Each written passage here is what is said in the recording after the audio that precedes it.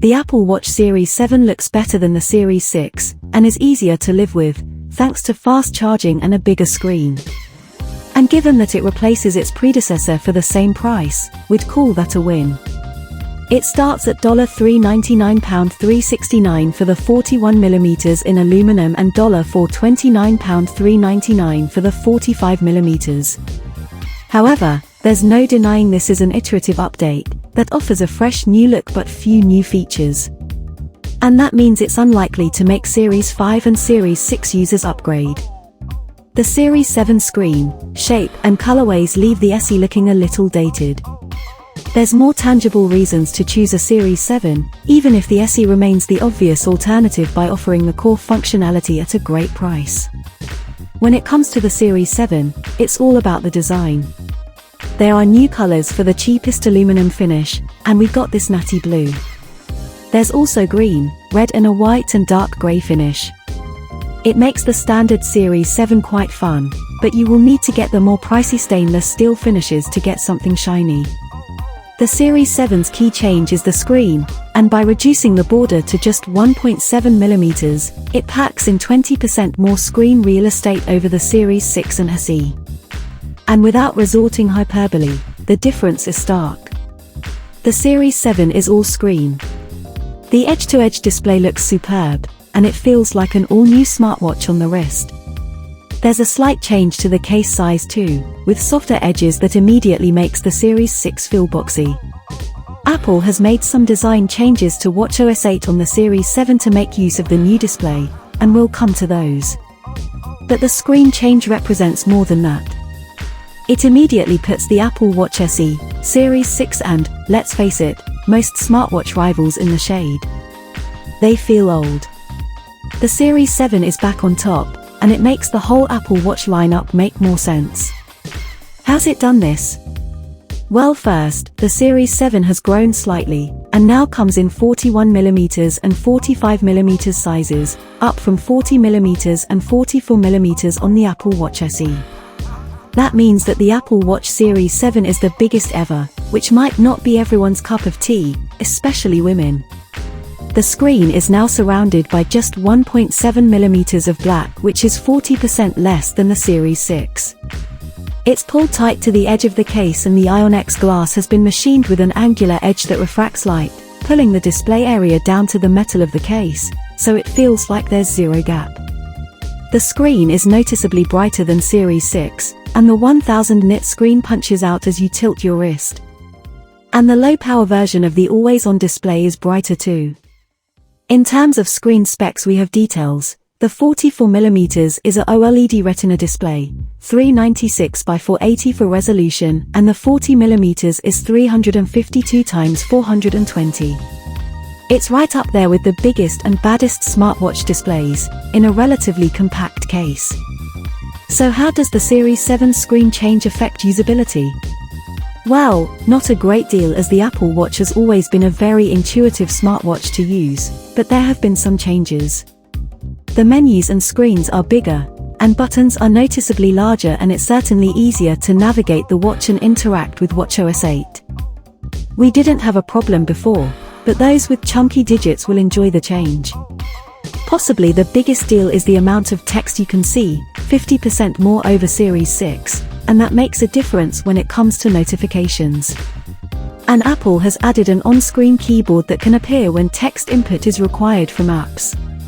An easy example is the Messages app. Now, the screen will have to grow by more than 20% to get us using an on-screen keyboard on a smartwatch regularly. But in testing, it actually worked surprisingly well, using the quick path to swipe out a simple message. We did make mistakes, and you can use the crown to weed those out. It's fine in a pinch, when you don't want to be seen talking to your watch like Dick Tracy. There are a few new watch faces that are exclusive to Series 7 and make use of the extra screen space. The contour watch face is the poster boy for Series 7 and looks great, and the modular duo can show two large complications. We think there could have been more new watch face options for Series 7, but Apple has always been notoriously tight with watch face options, so it's little surprise. We usually dive into the most minute of detail here, but the Series 7 doesn't change things in terms of the fitness tracking and sports tracking from previous generations, so we're going to keep things top level. In terms of activity tracking, the Apple Watch still offers the best experience on any smartwatch. The 3 rings are baked right into the experience. The Move, calories burned via movement, exercise, time spent at higher levels, and stand goals are simple and effective. Active zone minutes on Fitbit and Amazfit's PAI score are possibly more scientific, but they're also overcomplicated and hard to engage with. Apple's approach is simple, effective, and clear, and the prompts and reminders are regular and addicting. A focus on calories and movements is preferable to steps, but you can see those, too. Apple added sleep tracking in watchOS 7, and that works nicely, even if it is extraordinarily simple.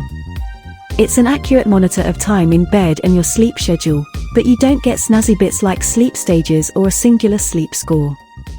It's lightweight, but does cut through the noise to give you the one bit of data you need: how much sleep you got. Of course, if you want more data, you can download one of the many third-party sleep apps. Sport tracking is a strong part of the Apple Watch feature set, and the workout app has workout modes for most popular activities. It just added Tai Chi, for example. We regularly use the yoga workout tracker, which doesn't offer too much detail about the session, just heart rate, duration, and calories, and then bounces the session into the fitness app on iPhone, where we rarely look at it again. For running we use the Strava app, and for golf we use Hole 19 and Tag Heuer Golf, and that really encompasses what the Apple Watch is about. The core sports tracking features of the Apple Watch have always been quite basic, but if you're passionate about something, the App Store will have something more advanced. Like every Apple Watch before it, a Garmin or Polar watch will do running and sports GPS tracking for longer and with more data than the Series 7. But most of the time, our Apple Watch is on the wrist and ready to go, and is what we use for training. That's the beauty of it. The Apple Watch Series 7 will also estimate your VO2 max as part of its cardio fitness feature, and it can do this from walking rather than tracked running workouts. We did use it for a number of workouts, however, and it gave us a VO2 max of 48, which is about right. Garmin, which won our group test of estimates against a full treadmill VO2 max assessment, estimated ours at 49. Heart rate performance during exercise of the Series 7 also didn't change over the Series 6. We found it to be reliable during steady runs and workout sessions in Apple Fitness Plus against a chest strap, and usually only 1-2 BPM out over a 1-hour run and matching the same peak HR. As the flagship, the Apple Watch Series 7 is the only smartwatch in the current range to feature ECG, which also appeared on Series 4, 5, 6. You can take a reading and it will check the rhythm of your heart for irregularity that could point to atrial fibrillation, AFib. It will also produce an ECG graph that you can show your doctor, that can be found in Apple Health on iPhone. It's FDA approved, and easy to use. Start the app, place your finger on the crown and go. It's perhaps not a feature most people will use daily, or even after the first go. But for a subset of people, and older users, having an ECG on the wrist can be hugely important. Like other Apple Watch devices, it will monitor for high-low heart rate as well and notify you if anything is up. There's an SpO2 sensor on board, which can take spot readings for oxygen saturation. It can also do that at night, if you wear the Apple Watch to bed. And it will also estimate breathing rate too, which will be listed in Apple Health, spikes of which can be an early indicator of illness. Both of these are available on the cheaper Apple Watch SE. There's been a clamor for longer Apple Watch battery life since 2014, and Apple hasn't budged an inch. While the Apple Watch Series 7 does infinitely more than the Series 0, including blood oxygen and an always-on display which are mammoth power drainers, the quoted battery life is still just 18 hours. Now, the 18-hour quote by Apple is absolute hooey. Even as heavy users of our Apple Watch, we regularly get around 36 hours. We can expect the Apple Watch to track sleep and last into the next day. With the Series 7, Apple hasn't affected the battery life but has made it faster to charge.